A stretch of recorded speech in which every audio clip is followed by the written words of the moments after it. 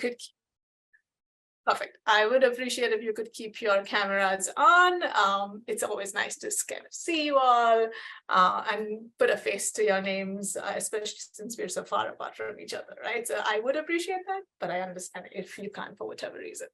All right, people, let's jump in. I'm excited to get started with this process. Today, we're going to take the next hour to really kind of start formulating what you're going to be doing in a month from now, right? So in about a month from now, we'll be done with all the kind of trainings, everything that you need. And you're going to jump in and actually start doing the interviews. But before you get there, there are a few things that I want to talk about. So did you all get a chance to watch the TED Talk that I recommended or suggested that you all watch? Good. Throw me some ideas from that talk. Had you all seen this before? That's often a favorite in high school. A lot of teachers tend to use that one. But what was what did you get out of watching that 15-minute TED Talk? Just throw out some ideas at me, and then we'll go from there. What are you thinking? Right, exactly, right? You watch it in some class or the other, that's right. Yeah, go for it. Thoughts?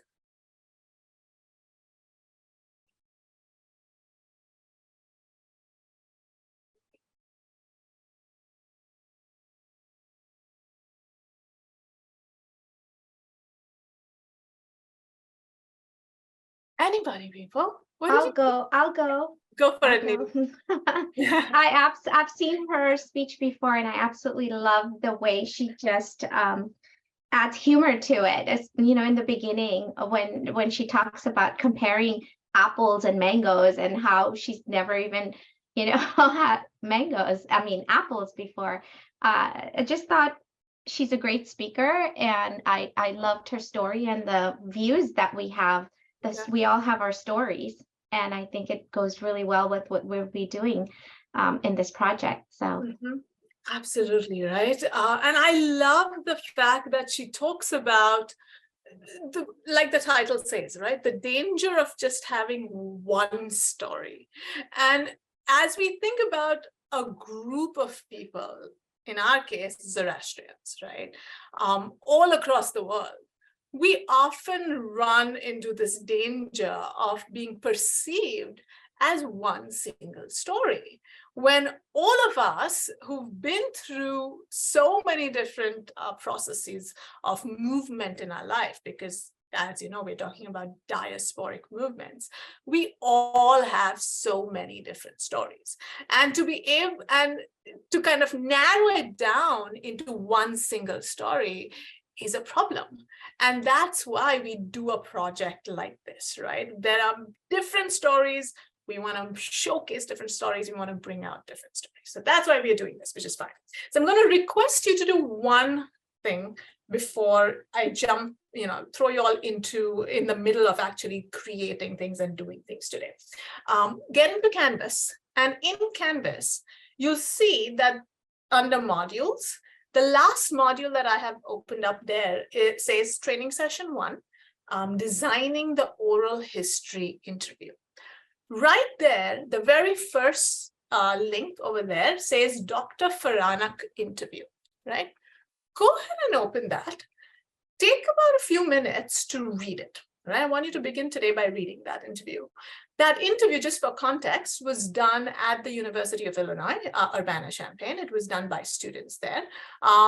It's in combination with the Illinois Public Youth Media and NPR and all of those platforms.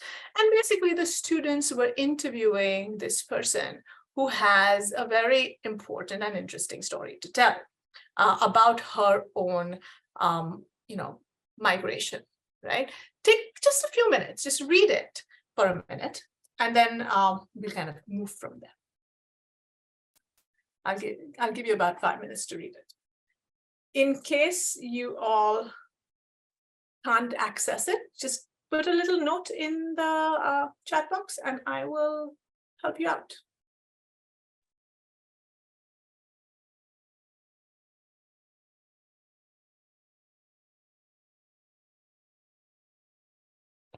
Can you share it, Persis, please? Because some people may not access it, but may be shy to say so. Here you go. Go ahead and you can read on my screen, or I'll even, in fact, what I'll do is I'll put the link in the chat box so that you can. So here's obviously, like any other teacher, right? I'm going to ask you very briefly. You don't have to go into too much detail. What jumps out at you when you read this interview about this particular person? What are some things that are kind of jumping out at you in what she's saying and what she's thinking? What's going on?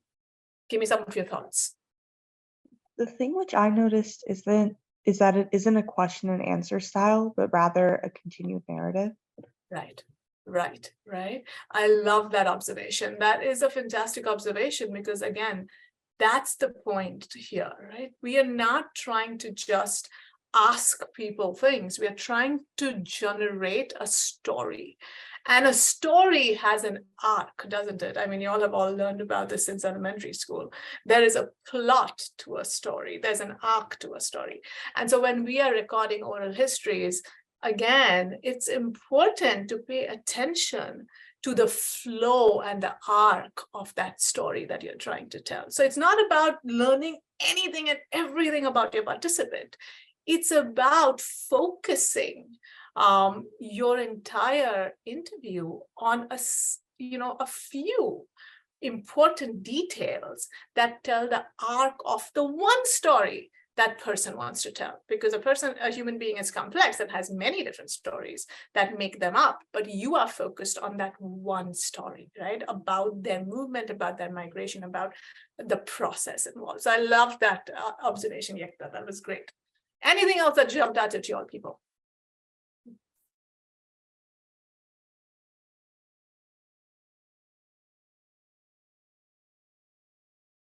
Yeah, Zaina, go for it.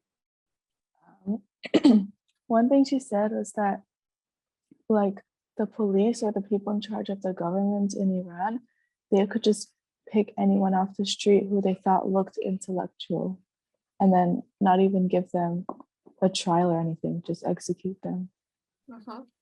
Right. And that gives you a great insight into the context in which life was happening, right? And that's important. And you can only hope that your participants will give you that kind of deep and meaningful information. And if they're not, then what are you going to do about it, right? Because you have to tell that story. And there's a critical thing happening, the historical context in which this person is existing is really, really important to be able to tease out as well. And so I love that you latched on to that idea because it really gets you, right? It's not something that we think about or even know about in our everyday lives unless somebody tells us that story. Okay, good. So let's do this. The last thing I want to tell you before I break you up into groups and ask you to actually start designing. What's the best way to learn something? Throw yourself in, immerse yourself, and just do it first. Then I'll lead you through, the best practices and all of that, right? So we're going to do a little bit of a flip design when it comes to this. But before I throw you in to the process and say, go design your interview, go come up with something, I'm going to share just a few tips with you to think about as you all start thinking about what kinds of questions might I want to ask my interviewee, what kinds of conversations do I have to have, right? So if you look in Canvas at some point, you'll see that I've given you 12 tips for designing good questions to ask. All right. So I'm gonna, and before I jump into that, tell me, have you all ever conducted any kind of interview before, like for maybe a class project, for anything? Any experience at all? Okay. Any kinds of thoughts on what kinds of questions would be good questions to ask when you're conducting an interview? What do you think? What should we pay attention to when we're asking questions? Go for it, Zai. Maybe not asking random questions that kind of stray away from the main point, asking questions that will continue on the story. Absolutely. But that's a balance too, right? Asking questions that will, I love it, continue the story, but at the same time, you also want to give your participants a little space to talk about whatever they want to talk about, because there might be a hidden gem in what they're trying to say, right? So you don't want to be too structured so that your participants only follow your questions. And at the same time, you do want to make sure that you're able to sort of navigate the interview back on track when needed, right? So that balance, really important. Anything else, people? What kinds of questions do you think will be important for us to ask? And I don't mean, come up with questions. I just mean in general. Kind of like what you, what you just said. Make the questions general so they can expand on it. Don't make it specific. Right. I love it, right? This is what we call open-ended questions. Right? Open-ended questions are questions that allow people to elaborate the who, the why, the when, the what, all of those.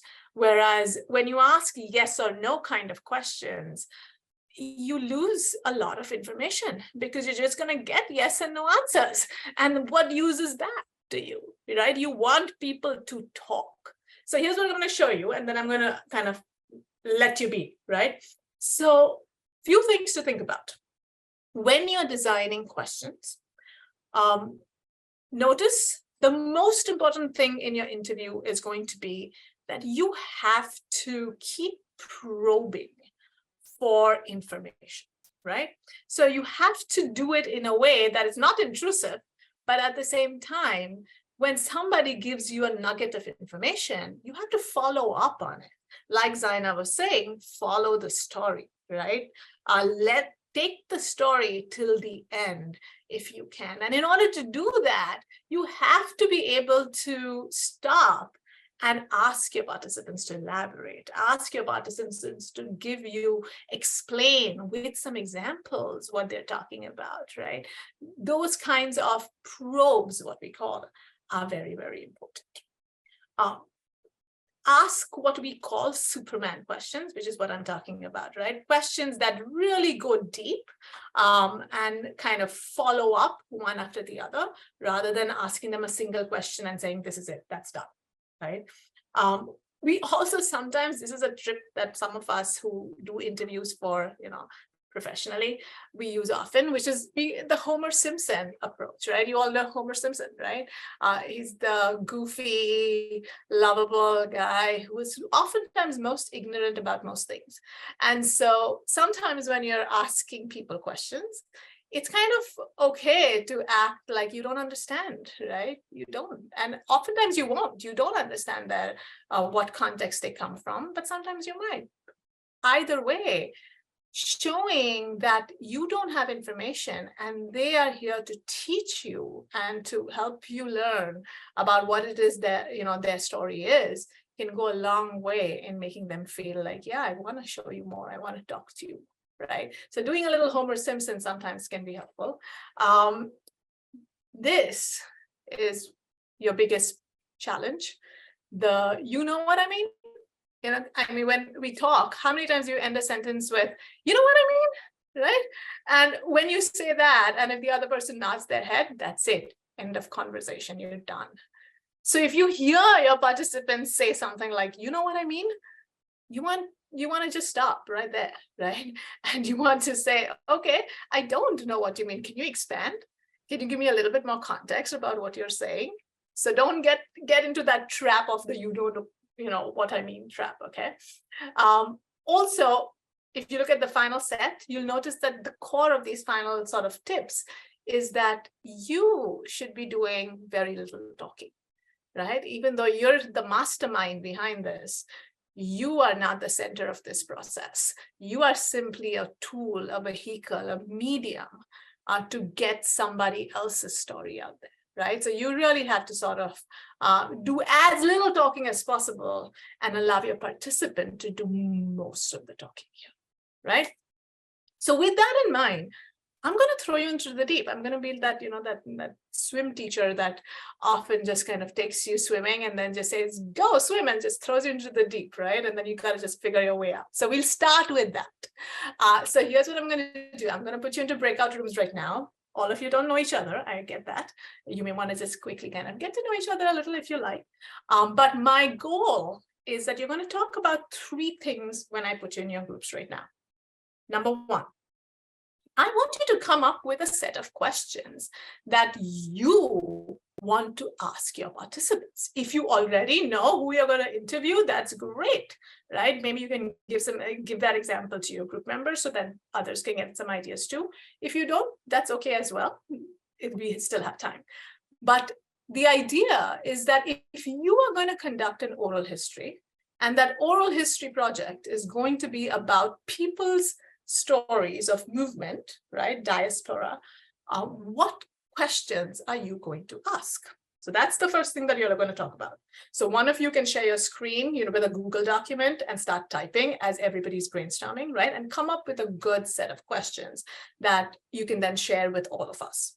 Number 2, I want you to think about what format would you like to do this interview in, right? Do you want to just sit across from your interviewee on a table and ask them a set of questions? Or do you want to tell them to bring some artifacts with them, like, certificates and newspaper articles and photographs and badges and things that they can use? That would be helpful. Do you want to, walk around with them when they're talking? Do you want to be outside? Like, how do you want to do this? If you want to be more creative, go for it. Do you want them to draw something for you? It doesn't matter. I'm giving you a blank canvas, right? So how do you want to do this interview? And then finally, what are the challenges? What do you think will be the most challenging aspects of doing an interview with somebody from this oral history perspective, right? So 3 things: come up with the questions, come up with the format, and come up with the challenges that you're going to have to be careful about. Okay? All right. I'm going to go ahead and put you in breakout rooms. Be bold, get to know everybody. You're all going to be working together for a long time. So let's go. Let's get this done.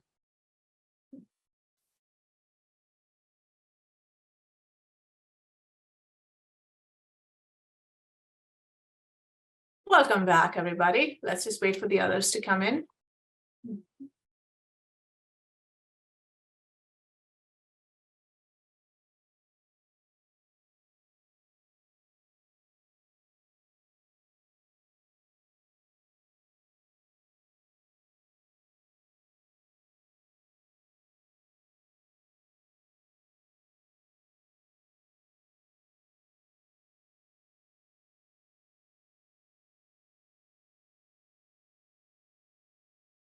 Up with. I have your documents open in front of me. Let's start with the first group on my screen, which was, all right, let's see. Okay, so this was, let's go. Ariana, Chase, Sarush, Yekta, what did you all come up with? What were you all thinking?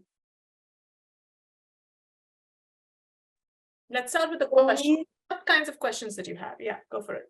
Yeah, so we just brainstormed on different ideas which we could use. So for the interview style, we focused on having materials available which the interviewee you would be able to use if they wanted to, and also making sure they were in an environment which they felt comfortable in, not just that we felt comfortable in. And then for questions, it was extrapolating questions. So like, how did X affect you and others around you if they were to begin on one storyline and then bring it to an end? And then like, what is one emotion you felt while immigrating? And then different, like more specific questions like artifacts and items which were important to them. And then we also took note of some challenges we might face, just so we could be aware of them, and then in being cognizant, help to prevent them and be more prepared. Yep. No, I love it. I especially love, there's a question on your document where you asked, what's a strong emotion you felt that you'll never forget when it came to migrating, right? And that's really critical because I'm going to kind of show you all where this is leading, right? So I think that is incredibly such an important question to be asking. And that's those probing questions that we were talking about, right? So that's really, really critical. Great. All right. Tell me, the other group had Paruchista, Rehan, Shania, Zarina, Zaina. What did you all come up with? We sent you our Google Doc. Where we came up with a couple of decent questions on there. Give me a gist of what those were, because I haven't got the document yet, so there might be some issue coming in. But go ahead and give me a sense of what those questions were.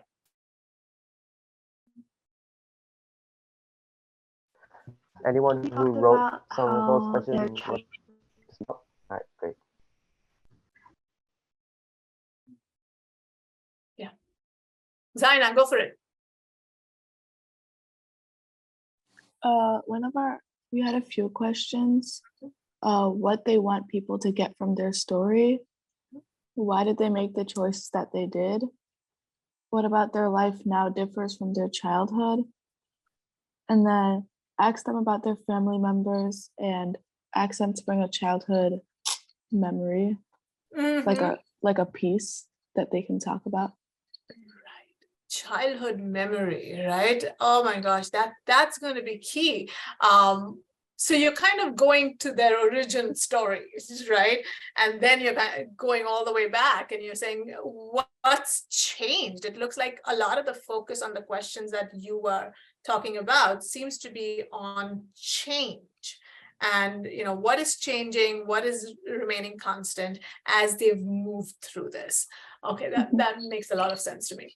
And then the third group, since we're on questions, let's just go with the questions. What kinds of questions did you all come up with? I have yours in front of me, but give us a gist.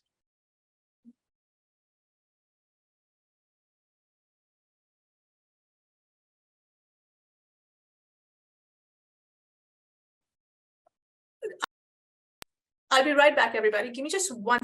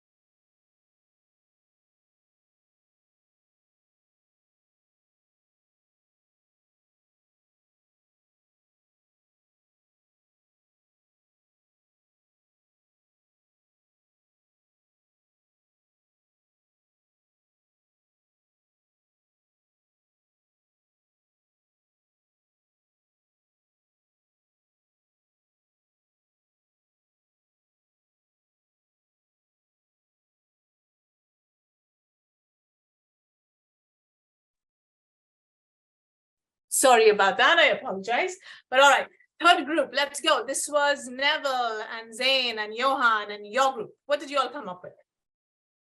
So some questions that we thought of were to start with like basic questions, just to get them to open up, like who are you, where are you from? And then some other ones, if they have immigrated from somewhere, how has your life changed since you've immigrated?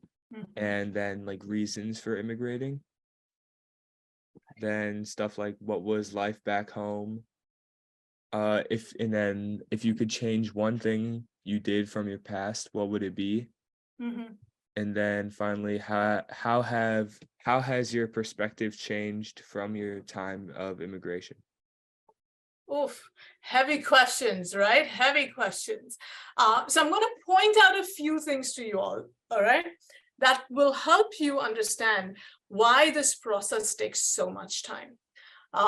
Like I said, my goal was to kind of throw you in first, right? Now, obviously, we want to make sure that we're going to get that one chance to talk to people, right? Maybe you'll go back and talk to them multiple times. It doesn't just have to be one single sitting. But ultimately, when you are trying to ask questions and you're trying to capture their story, this is a really at least I think, interesting and powerful visual to use, right? Because think about what all of you all are saying. All three groups came up with the same idea. You actually, your entire process, your interview process, is trying to capture three interconnected but different stories within the same person, right? All of you wanted to talk about that origin story. You wanted to know about your participants' childhood. You wanted to know about a little bit more about their families, their communities. But I noticed that all of you, none of you also mentioned anything about really the Zoroastrian faith and the Zoroastrian identity, right? Remember, there's a reason why we're doing this with individuals who identify as Zoroastrian.